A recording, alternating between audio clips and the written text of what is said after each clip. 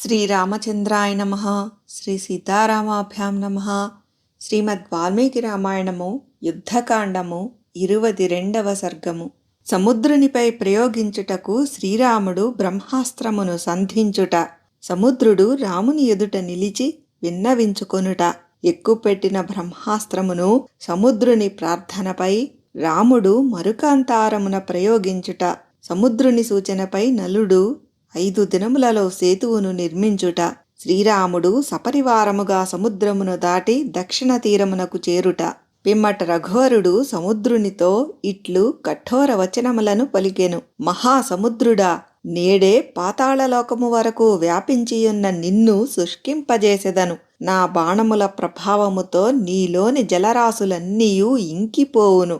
నీవు పూర్తిగా శుష్కించిపోవుదువు. నీలోని ప్రాణులన్నీయును నశించును. నీ స్థానమున ఇసుకరేణువులు మాత్రమే మిగిలియుండును. నా శరపరంపర ధాటికి నీరంతయు ఇంకిపోగా ఈ వానరయోధులందరూ కాలినడకతోడనే ఆవలి తీరమునకు చేరగలరు.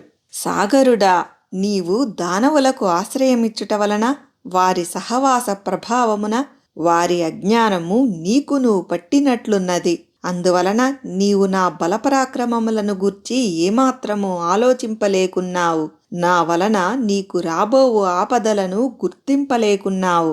మహాబలశాలి అయిన శ్రీరాముడు బ్రహ్మదండము వలె అమోఘమైన శరమును శ్రేష్టమైన తన ధనస్సునందు సంధించి బ్రహ్మాస్త్ర మంత్రమును స్మరించుచు వింటినారిని లాగెను. అంతటా భూమ్యాకాశములు బ్రద్దలగుచున్నట్లు అయినవి. పర్వతములును కంపించినవి. లోకమునందంతటను చీకట్లు ఆవరించినవి. ఎవ్వరునూ దిక్కులను గుర్తింపలేని స్థితి ఏర్పడినది. అప్పుడు సరస్సులు నదీనదములు అల్లకల్లోలములైనవి. నక్షత్రములతో సహా సూర్యచంద్రులు వక్రమార్గమున సాగిరి. కాంతి తరిగిన సూర్యకిరణముల చేతను చీకట్లతోడను ఆకాశము ఆవృతమైనది. గగనము 100 కొలది ఉల్కల కాంతులతో నిండిపోయినది. అంతరిక్షము నుండి వాయు సంఘర్షణలతో కూడిన పెద్ద పెద్ద ధ్వనులు బయలుదేరినవి. ఆకాశమున పెద్ద పెద్ద సుడిగాలులు తిరిగినవి. పెనుగాలులు మేఘములను ఎగురగొట్టెను. వృక్షములను చిన్న భిన్నమునర్చెను. పర్వతముల పైభాగములను శిఖరములను ముక్కలు ముక్కలు గావించెను. ఆకాశమున మహామేఘములు ఒకదానికొకటి రుద్దుకొని పెద్దగా గర్జించినవి. వాటి నుండి అగ్ని జ్వాలలతో కూడిన మెరుపులు పిడుగులు వెలువడినవి. లోకమున కనబడు మనుష్యులు జంతువులు మొదలగు ప్రాణులన్నీయును పిడుగుపాటుల వలె గగ్గోలు పెట్టినవి. లోకమునకు కనపడని పిశాచాదులు భయంకర ధ్వనులను కావించినవి. భయాందోళనలకు లోనైన కొన్ని ప్రాణులు భూమిపై పడిపోయినవి. అవి భీతితో వ్యధ చెందుతూ జడముల వలె పడియున్నవి. ఆ పరిస్థితిలో క్రూర జంతువులతో జలతరంగములతో సర్పములతో రాక్షసులతో కూడిన ఆ మహాసముద్రము మునుపటి కంటెను భయంకరమైన వేగము గలదాయెను. ప్రళయకాలము కాకున్నను ఆ మహోదధి తన సరిహద్దును 1 యోజన పర్యంతము అతిక్రమించెను. అప్పుడు గర్వోన్మత్తుడైన ఆ సముద్రుడు అట్లు పారిపోవుచుండగా అట్టివానిపై బాణములను ప్రయోగించుట అధర్మమని భావించి శత్రుసూదనుడైన శ్రీరాముడు ఆ మహాసముద్రునిపై బ్రహ్మాస్త్రమును ప్రయోగింపలేదు. పిమ్మట జలనిధి మధ్యభాగము నుండి వెలువడిన సముద్రాధిదేవత మేరు మహాపర్వతము నుండి ఉదయించుచున్న సూర్యుని వలె భాసిల్లేను. అట్లు ప్రకటితుడైన అనగా ప్రత్యక్షమైన సముద్రుడు మెరయుచున్న పడగలు గల సర్పములను ధరించియుండెను. అతడు మేలైన వైడూర్యముల వలె శ్యామవర్ణముతో తేజరిల్లుచుండెను. బంగారు ఆభరణములను ధరించియుండెను. ఎర్రని మాలికలను వస్త్రములను ధరించియుండెను. ఆయన నేత్రములు తామర రేకుల వలె మనోహరముగా నుండెను. ఆయన తన శిరస్సుపై దాల్చిన పూలదండ వివిధములగు పుష్పములతో విరాజిల్లుచుండెను. ఆ జలధి నుండియే ఉత్పన్నమైన రత్నములచే పొదుగుబడిన మేలిమి బంగారు ఆభరణములను దాల్చిన ఆ దివ్యపురుషుడు వివిధములగు గైరికాధి ధాతువులతో ఒప్పెడి హిమవంతుని వలె స్వచ్ఛముగా విరాజిల్లుచుండెను. అతడు విశాలమైన తన వక్షస్థలమునందు ముత్యాల హారమును ధరించియుండెను. ఆ దండ యొక్క మధ్యభాగమున పాటల వర్ణము గల 1 మణిపూస కౌస్తుభము వలె రాజిల్లుచుండెను. మేఘముల నుండి వెలువడుచున్న వాయువులచే క్షోభకు గురి అయిన తరంగములు ఆయన చుట్టూను తిరుగుచుండెను. అచటి సముద్ర జలములలో గల పెద్ద పెద్ద మొసళ్ళు పైకి ఎగిరిపడుచుండెను. నాగులు రాక్షసులు భ్రాంత చిత్తులై కనబడుచుండిరి. వివిధములగు చక్కని రూపములతో ఒప్పుచున్న దేవతల వలె విరాజిల్లెడి గంగా, సింధు మున్నగు నదులతో సమావృతుడైన ఆ సముద్రుడు ధనుర్బాణములను చేబూనియున్న ఆ ప్రభువును సమీపించి ప్రాంజలి అయి ఆ స్వామిని సంబోధించుచూ ఇట్లు నుడివెను.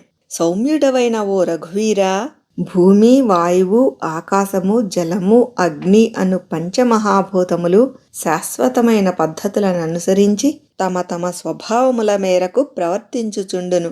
వాటికి అట్లుండుట స్వభావము కాగా, లోతుగా నుండుట, దాటుటకు శక్యముగాని రీతిగా ఉండుట నా స్వభావము.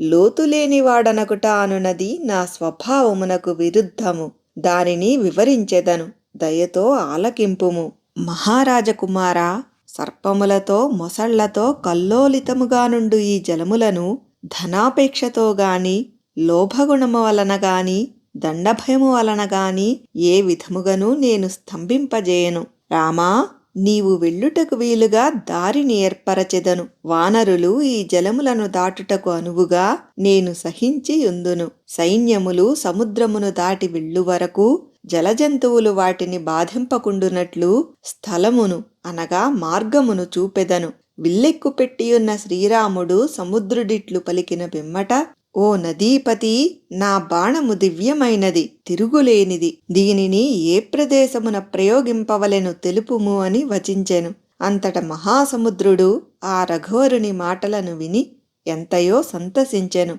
అనంతరము అతడు శ్రీరాముని ఆ స్వామి సంధించిన బాణమును చూచి ఆ ప్రభువుతో ఇట్లు నుడివెను. రామా, ఇచ్చటికి సమీపములో ఉత్తర దిశయందు ద్రుమకుల్యము అను పేరుగల ఒక ప్రదేశము కలదు. అది అందచందములలో నీవలే వాసికెక్కినది. అచట ఆభీరులు మొదలగు అడవి జాతులకు చెందిన వారు పెక్కుమంది నివసించుచుందురు. వారు పాపాత్ములు, దోపిడీ దొంగలు. వారి రూపములు వికృతములైనవి, చేయు పనులు క్రూరములు. వారు సముద్ర జలములను సేవించుచుందురు. పాపకర్ములైన ఆ పాపాత్ముల స్పర్శను నేను సహింపజాలను. కనుక రాఘవా, అమోఘమైన నీ దివ్యబాణమును అచటి వారిపై ప్రయోగింపుము. రఘువీరుడు ఆ సాగరుని మాటలను ఆలకించి ఆయన సూచన మేరకు తన అమోఘమైన అనగా మిరిమిట్లు గొలుపుచున్న బాణమును విడిచెను. జ్వాలలను వెలిగ్రెక్కుచూ పిడుగువలే భీకరమైన ఆ రామబాణము మరుభూమిగా ప్రసిద్ధి వహించిన ద్రుమకుల్య ప్రదేశమున పడెను. ఆ బాణము యొక్క ధాటికి ఆ ప్రదేశమున మహానాదముతో ఒక గొయ్యి ఏర్పడెను. పాతాళము వరకు ఏర్పడిన ఆ గోతి నుండి జలములు పైకి ఎగజిమ్మెను. ఆ గోయి ఒక దిగుడు బావిగా రూపొందెను. అది వ్రణకోపము అను పేరుతో వాసికెక్కెను. నిరంతరము అందుండి ఊరెడి నీరు సముద్ర జలముల వలె ఒప్పారెను. రామబాణము ద్రుమకుల్య ప్రదేశమును చీల్చునప్పుడు ఒక దారుణమైన ధ్వని వినవచ్చెను. శ్రీరాముడు ఆ బాణమును ప్రయోగించి అచటి జలాశయములయందలి నీటిని శుష్కింపజేసెను. అప్పటి నుండి ఆ ప్రదేశము మరుకాంతారముగా ముల్లోకములలో ప్రసిద్ధికెక్కెను. సముద్రమునకు కుక్షిగా మధ్యప్రదేశమున ఉన్న ఆ మరుకాంతారమును శుష్కింపజేసిన పిమ్మట సర్వజ్ఞుడు దివ్య పరాక్రమశాలి అయిన శ్రీరాముడు ఆ భూమికి ఒక వరమును ప్రసాదించెను. ఈ ప్రదేశమున పశువులకు ఇష్టమైన పచ్చిక బయళ్ళు సమృద్ధిగా ఉండును. రోగబాధలుండవు. కందమూల ఫలములను, తేనె మొదలగు రసపదార్థములను కొల్లలుగా దొరకును. నెయ్యి, పాలు విరివిగా లభించును. సుగంధ ద్రవ్యములకును వివిధములగు ఔషధములకును ఇచ్చట కొదువయుండదు అని శ్రీరాముడిచ్చిన వరప్రభావమున ఆ మరుభూమి పెక్కు శుభలక్షణములతో నిరంతరము వర్ధిల్లెను. సముద్రము యొక్క మధ్యభాగము ఇట్లు దగ్ధము కాగా ఆ సాగరుడు సకల శాస్త్ర కోవిదుడైన ఆ రామచంద్ర ప్రభువుతో ఇట్లు నుడివెను. సౌమ్య, వానరయోధులలో ప్రముఖుడైన ఈ నలుడు విశ్వకర్మ యొక్క కుమారుడు. శుభలక్షణములు కలవాడు. తండ్రి అయిన విశ్వకర్మ ఈతనికి నీవు నా ఎంతటి శిల్పకళా నిపుణుడవు కాగలవు అని వరమును ఇచ్చెను. తండ్రి వలె ఈ వానరుడు మిగుల ఉత్సాహము కలవాడు. కార్యదక్షుడు కనుక ఇతడు నాపై సేతువును నిర్మింపగలడు, నేను దానిని భరింపగలను. సముద్రుడు ఈ విధముగా పలికి అంతర్ధానమాయెను. పిమ్మట వానర ప్రముఖుడు మిగుల బలశాలి అయిన నలుడు లేచి అంజలి ఘటించి శ్రీరామచంద్ర ప్రభువునకు ఇట్లు విన్నవించెను. స్వామీ, సముద్రుడు తెలిపిన విషయము యథార్థము. తండ్రి వలన నాకు లభించిన శక్తి సామర్థ్యముల వలన సువిశాలమైన ఈ జలధిపై సేతువును నిర్మింపగలను. లోకములో కృతజ్ఞత లేని వారి ఎడ దండనీతి ప్రయోగించుటయే ఉత్తమమని నా అభిప్రాయము. అట్టివారి ఎడ దయచూపుట, బుజ్జగించుట, దానమిచ్చుట పనిచేయవు. వాస్తవముగా ఈ సముద్రుడు కృతజ్ఞుడు. రామా, మీ వంశమువాడైన సగరుడు తన పుత్రుల ద్వారా సముద్రమును ఏర్పరచెను. ఇప్పుడితడు కృతజ్ఞతాభావముతో గాక నీవు దండింతువను భయముతో మాత్రమే సేతు నిర్మాణ కార్యమునకు మార్గము సుగమము చేసినాడు. మందర పర్వత ప్రదేశమున విశ్వకర్మ మా తల్లికి, దేవి, నా ఎంతటి సమర్థుడైన కుమారుడు నీకు కలుగును అని వరమును ఇచ్చియుండెను. అందువలన ఆ విశ్వకర్మకు నేను ఔరసపుత్రుడను. శిల్పకళలో ఆయనతో సమానుడను. సముద్రుడు చెప్పిన ఈ విషయము యథార్థము. అతడు నన్ను గూర్చి నీ ముందు ప్రస్తావించుట వలన నేను ఇట్లు వివరించుచున్నాను. ఇతరుల ప్రస్తావన లేకుండా నాకై నేను నా గుణములను గురించి తెలుపుట యుక్తము కాదని ఇంతవరకును మిన్నకుంటిని. సముద్రముపై సేతువును నిర్మించుటయందు నేను కుశలుడనే. అందువలన మన వానర ప్రముఖులెల్లరూ నేడే సేతు నిర్మాణమునకు పూనుకొందురుగాక. అంతట శ్రీరాముడు వానర నాయకులకు వంతెనను నిర్మించుటకై ఆజ్ఞ ఇచ్చెను. వెంటనే లక్షల కొలది వానరులు సంతోషముతో గంతులు వేయుచూ మహారణ్యమున ప్రవేశించిరి. పర్వతాకారులైన ఆ వానర ప్రముఖులు పెద్ద పెద్ద వృక్షములను, కొండశిలలను ముక్కలు ముక్కలు గావించి సముద్ర సమీపమునకు తీసుకొని వచ్చిరి. వారు వివిధములగు మద్ది చెట్లు, ధవవృక్షములు, వెదురుగడలు, అవిసె చెట్లు, తెల్ల మద్ది చెట్లు, తాళవృక్షములు, బొట్టుగు చెట్లు, తిమిస వృక్షములు, మారేడు చెట్లు, ఏడాకుల పొన్న చెట్లు, బాగుగా వికసించిన గన్నేరు చెట్లు, మామిడి చెట్లు, అశోక వృక్షములు మొదలగు వాటితో సముద్రమును నింపివేసిరి. ఇంకను వారు వ్రేళ్లతో కొన్ని వృక్షములను, వ్రేళ్లు లేకుండా మరికొన్ని వృక్షములను ఇంద్రధ్వజమును వలె ఎత్తుకొని వచ్చిరి. తాటి చెట్లు, దానిమ్మ పొదలు, కొబ్బరి చెట్లు, తాండ్ర చెట్లు, పొగడ చెట్లు, చండ్ర చెట్లు, వేప చెట్లు మున్నగు వాటిని నలువైపుల నుండి తీసుకొని వచ్చిరి. మహాకాయులు, మిక్కిలి బలశాలులు అయిన కపివరులు మదపుటేనుగల ప్రమాణములోనున్న శిలలను, పర్వతములను పెకలించుకొని యంత్రముల మీద సముద్రము కడకు తీసుకొని వచ్చిరి.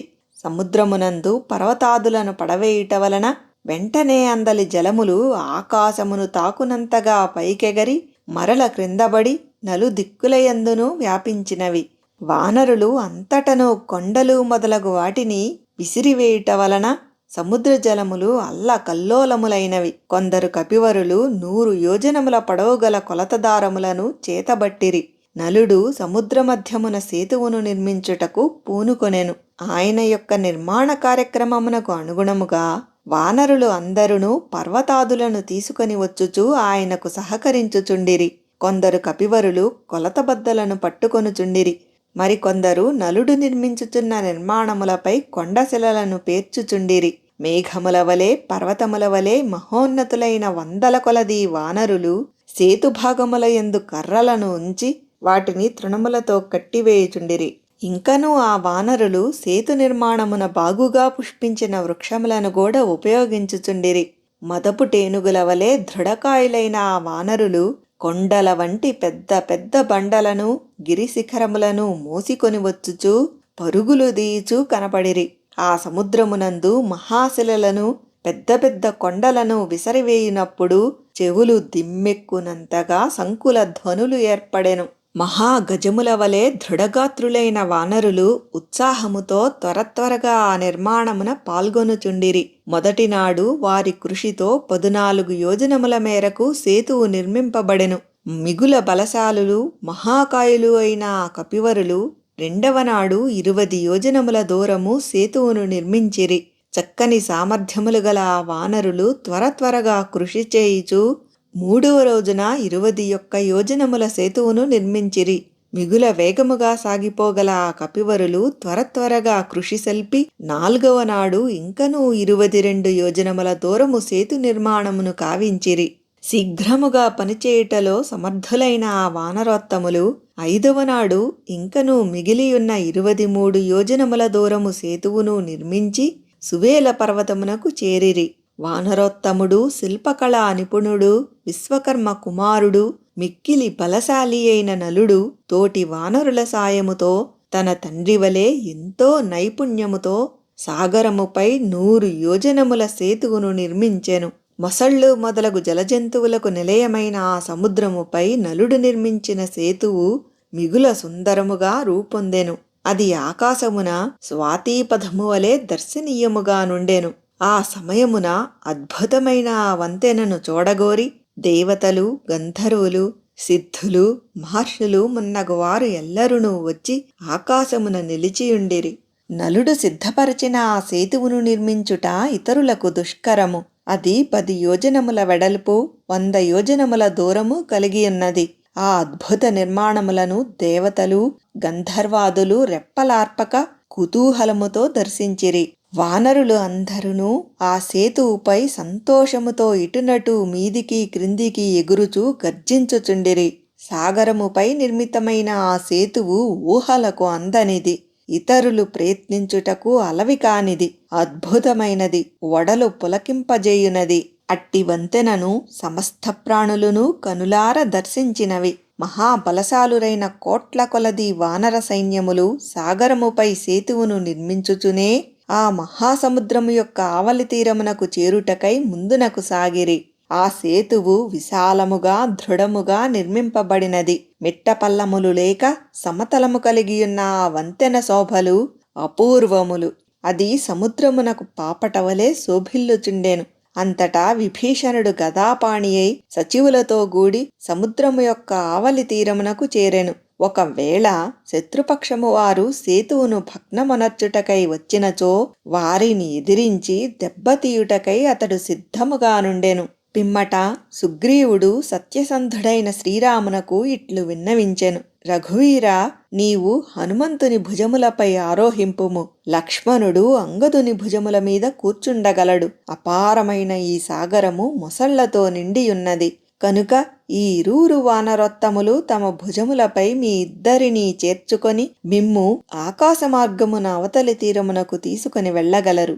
ధర్మాత్ముడైన శ్రీరాముడు ధనుర్ధారి అయి లక్ష్మణ సుగ్రీవులతో గూడి సైన్యము యొక్క అగ్రభాగమున నిలిచి ముందునకు సాగెను. కొందరు వానరులు సేతువు యొక్క మధ్యభాగమున, మరికొందరు ఇరుప్రక్కలను వెళ్ళుచుండిరి. నీళ్లల్లో దుమికి ఈదుచూ కొందరు, మరికొందరు గరుత్మంతుని వలె ఆకాశమున ఎగురుచును పురోగమించుచుండిరి. భయంకరమైన వానరసేన బిగ్గరగా గర్జించుచు సముద్రమును దాటుచుండెను. ఆ సైనికులనర్చిన కోలాహల ధ్వనులు సముద్రఘోషను కప్పివేయుచుండెను. ఆ వానర సైన్యము కపీంద్రుడైన సుగ్రీవునితో గూడి నలుడు నిర్మించిన సేతువు మీదుగా ఆవలి తీరమునకు చేరెను. పిదప రాజాజ్ఞను అనుసరించి ఆ వానరయోధులు కందమూల ఫలములు, జలములు సమృద్ధిగా గల దక్షిణ తీరమున విడిసిరి. అద్భుతము దుష్కరము అయిన రామకార్యమును చూచి దేవతలు, సిద్ధులు, చారణులు, మహర్షులు శీఘ్రముగా ఆయనను సమీపించి పవిత్ర జలములతో వేర్వేరుగా ఆ ప్రభువును అభిషేకించిరి. పిదపవారు నరోత్తమ, శత్రువులను జయించి చతుస్సాగర పర్యంతము వ్యాపించియున్న ఈ భూమండలమును కలకాలము పాలింపుము అని నరులకును దేవతలకును మాన్యుడైన శ్రీరాముని వివిధములగు శుభవచనములతో ఆశీర్వదించిరి. వాల్మీకి మహర్షి విరచితమై ఆదికావ్యమైన శ్రీమద్ రామాయణమునందలి యుద్ధకాండమునందు ఇది 22వ సర్గము.